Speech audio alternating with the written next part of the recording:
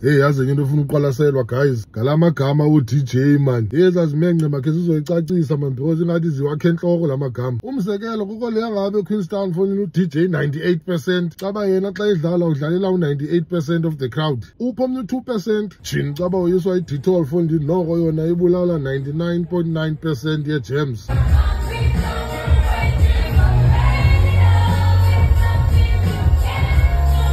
But ke asikho lapho namhlanje man guys. Omnye umboyo noko yena uzamile foni ligama lamanyanini at least DJ Mabhuti. But xa umqalasela noma lo bhuti utene sipelwe ehlobo nje. Ijana igelanga but ngulo wentsula lo. Ela xesha ukusizwa abantu ozingomba isifuba. Love of my life. Ephi fonini uMampundu lo. Cacile mos uCristiano Ronaldo wentsula lo akaba driblisha abantwana. Yeah. Zezi zithanda impundu ingathi zabhaptizwa ngamanzi bevasi paint. Phofu bonke DJ bayafana naphina. But ke asikho lapho namhlanje guys. Esinisimenge ula DJ Mist wangapha eMthatha. La ngwabla yakhiwe ngathi itomboy ena 14 years. Inobu kakhutshiswa iID nayo kwezi venue wadlala kuzo ukuthi yawo underage. Wena sifike kanjani ku Mist fonini? I mean DJ Nkungu. Caba udlala singaboni fonini singazi noma kuzabashusho kanye kuzawunetha. But ke wethu guys, ngabantu nabo manje izimenge zo DJ fonini yo azizungabhukishwa ke abantu kufuneka bejayivile. 11 kaMesa besisonke no DJ Mist pha eMthatha kula Lamza Festival.